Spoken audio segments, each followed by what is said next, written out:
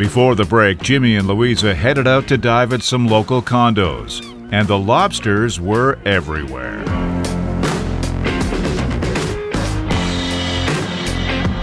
After clearing the first condo, they decided to search some coral heads before hitting the second, and Jimmy shot a massive lobster. Woo! That's a good one! Look at that monster!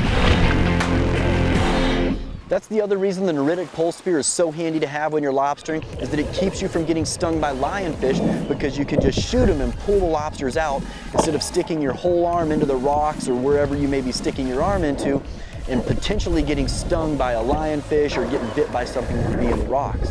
Woo! There you go. All right. And see again, what she's using is that lionfish Polespear from Neritic with a slip tip on it.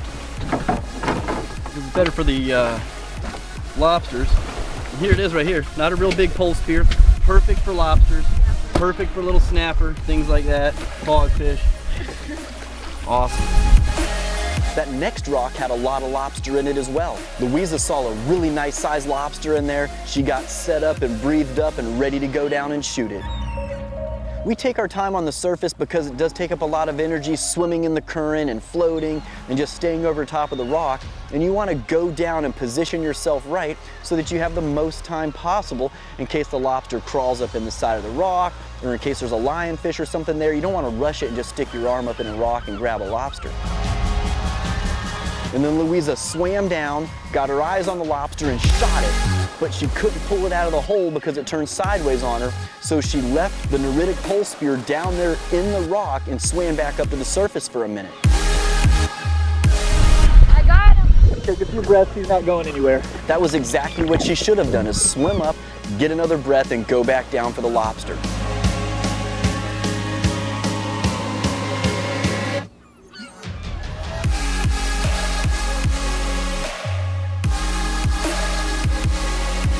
And then she brought it back to the boat to take it off. It's work sometimes getting that out. Yeah, it is. Just a second. So I'll take it, but it was a good shot. This lobster was in a hole, and I just saw it just like sitting there. And it was a really good sized lobster from where I saw, so I just shot it. Yeah, and it's a slip tip, so when Luiza's taking the lobster off of that slip tip, you see that she has to push the tip back through the lobster to get the lobster off of that string, that wire, that cable that it's hanging on. There you go. There you go. Woo! Big lobster. Just trying to get away. Woo! That was a good dive. So we got a bunch of lobsters. They were pretty good size, and all we have left there were smaller lobsters. So now we're gonna go to the next spot and see if we can find some decent sized ones. The crew feels confident that there'll be plenty of lobster to go around back at Middle Key tonight, but they decide to hit a second condo before heading back in. Condos, unlike traps and other man-made devices, are a sustainable way to keep the lobster population high, so there's no harm in going after a strong bounty. We got to the next condo and they were everywhere again. So Luiza and I got in the water. We just started grabbing lobsters as fast as we could and bringing them in the boat.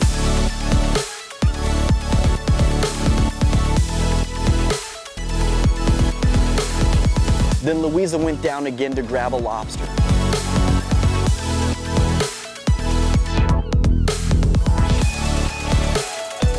And that was a pretty good sized lobster right there. And then I caught a pretty good sized lobster as well.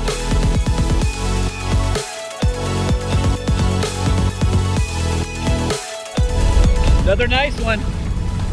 There's some good ones in there, man. There was no shortage of lobsters out there, and we got plenty of lobster for dinner that night, and it was a wonderful afternoon catching lobsters, that's for sure. Woo! What a day! We got what we came for, guys. Mission accomplished.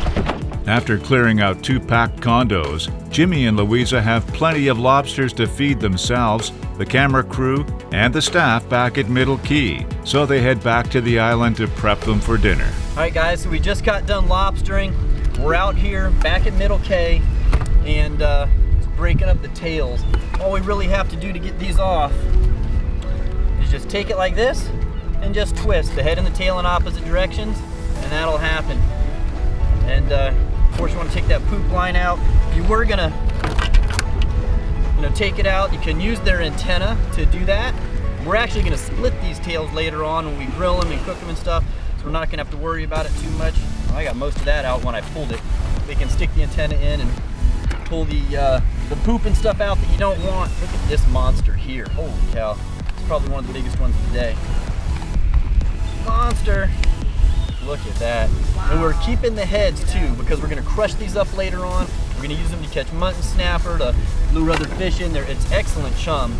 So we definitely don't want to throw those away. And this was probably about a 5 or 6 pound lobster. That was a monster.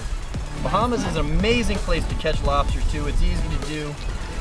And out here at Middle K, they have different people that they can refer you to. We had an amazing captain out there on the boat with us today, Rocky. He put us on some lobster on the different the hotels and condos and stuff.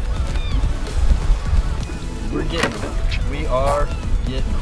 Definitely have milk for breakfast, lunch, and dinner. Absolutely. We're eating these for the next few days. We'll be back for more Livin the Dream right after the break.